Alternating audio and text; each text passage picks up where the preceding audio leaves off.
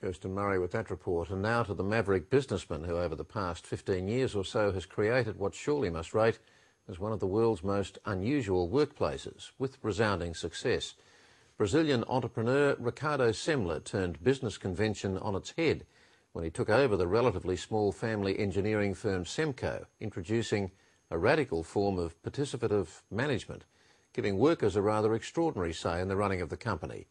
As one of Latin America's fastest growing companies, Semco's workforce has gone from a few hundred to 5,000. The turnover had grown from about 40 million a year to more than $1 billion, and the profits just keep going up. The workers set their own wages and productivity targets and select their managers.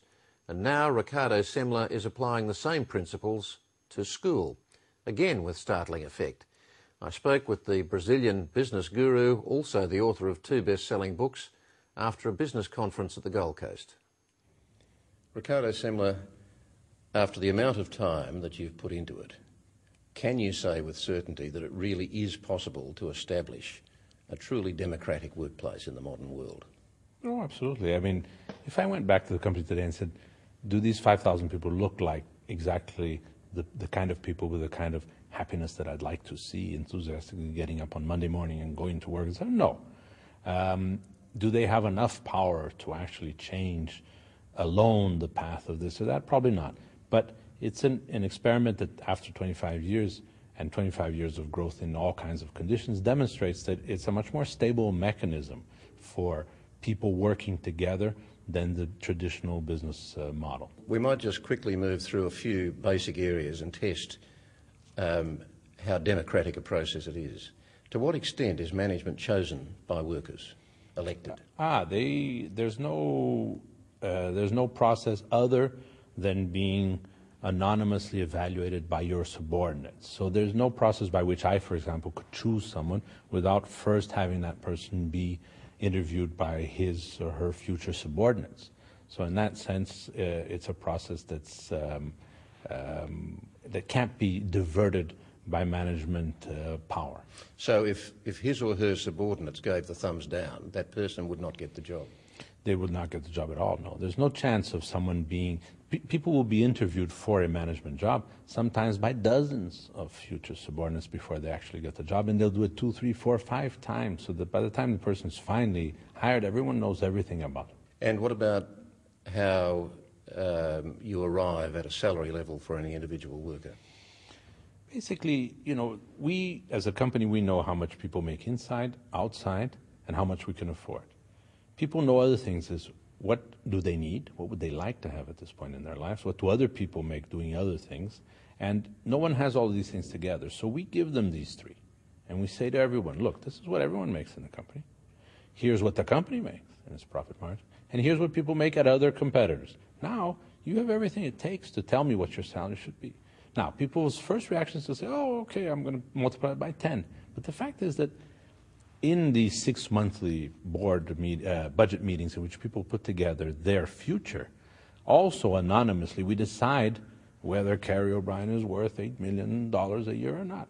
And if the fact that you think you're worth $8 million might not coincide with ABC's opinion, and if it does not, I think my opinion would be somewhat lower than that. But no, my opinion of you is good. Now, but what I'm saying is that what will happen is that it won't stick, and so people will say, look, I think he's worth that, and he's fantastic, but maybe at BBC in London, not here, and so the person is out of a job.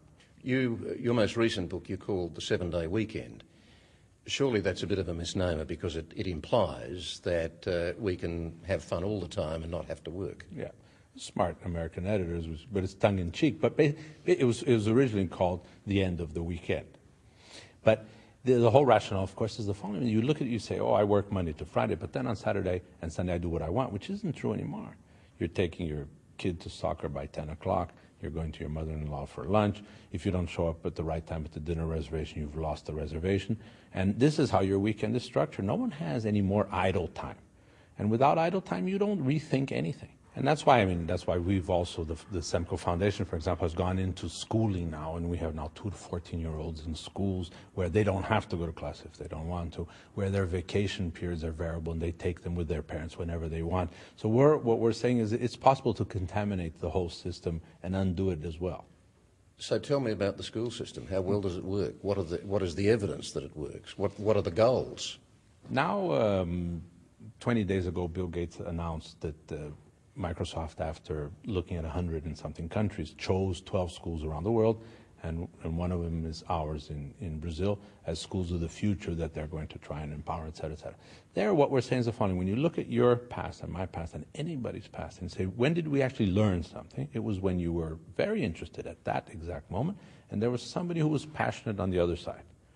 Never in any other situation. And so our answer is the following. Do I want a kid who I said to sit down and shut up? Do I want him there? What is the chance that he's going to retain any knowledge? It's very small. So we say, show up when you want to. And when you want to, you will learn enough for all of that time when you would have rather been surfing or playing soccer. And it's very difficult for people to accept. BBC television just went down to film this. And there's a whole area where you can watch DVDs and play video games the whole day long instead of going to class. And so they set up their cameras there. Said the kids must be here. But the kids don't stay there for very long, because there's only so long you can watch video game before it gets boring. And then at a certain point in time, they come back. And if you make it interesting, for example, our courses are not geometry or physics. Our course is setting up a bicycle. So it's a 3-month course. And you start from scratch and you design a bicycle. To design a bicycle wheel, you need pi. And pi is 3.1416. But if I tell you pi is very important, you think it's an apple pie, right? Yeah. Now, if you want to set up your own, you want to do your own bicycle, the only way to make a perfect circle so that thing does not bounce is if you learn pi. And so we set up these courses, and we have chemistry in the kitchen, and we find a different way of saying, this is very interesting stuff. It's just that we made it so boring, and we divided it into disciplines, and we made your life so terrible that you hate it. But you shouldn't hate it. It's wonderful to know how a life works.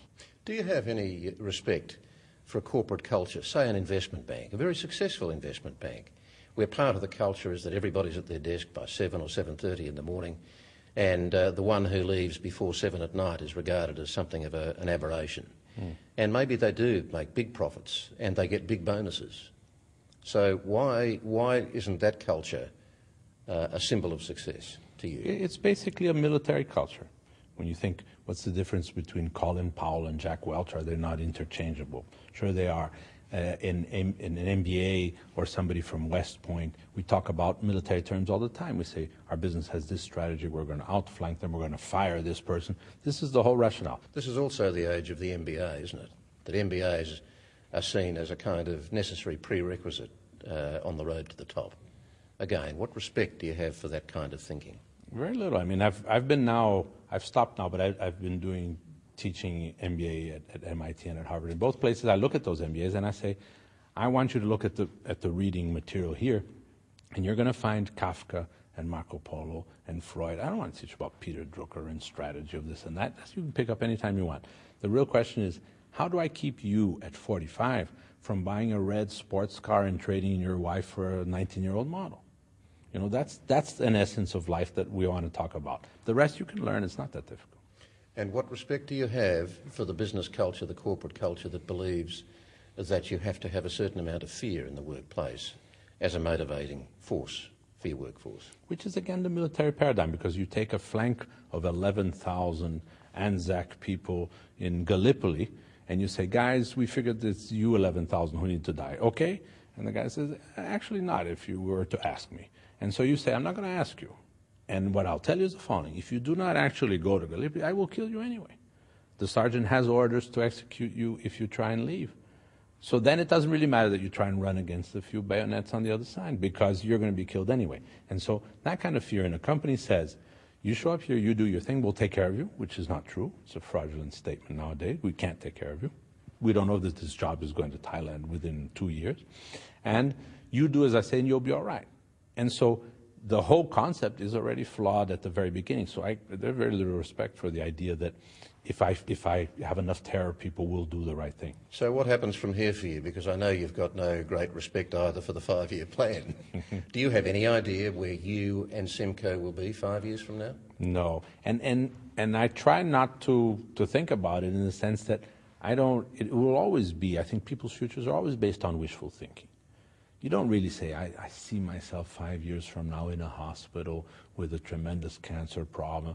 I don't see people looking at themselves 5 years ahead and seeing that if they don't have the antecedents. So basically, people are wishful thinking. I will be better, the company will be better, I will be happier, I will have more kids, and so forth. So it's an exercise that I think you're not even ready for life if you actually prepare yourself so far ahead that you're actually forced to follow the path that you set for yourself instead of just watching and realizing that you can take a dramatic right turn and nothing else will happen.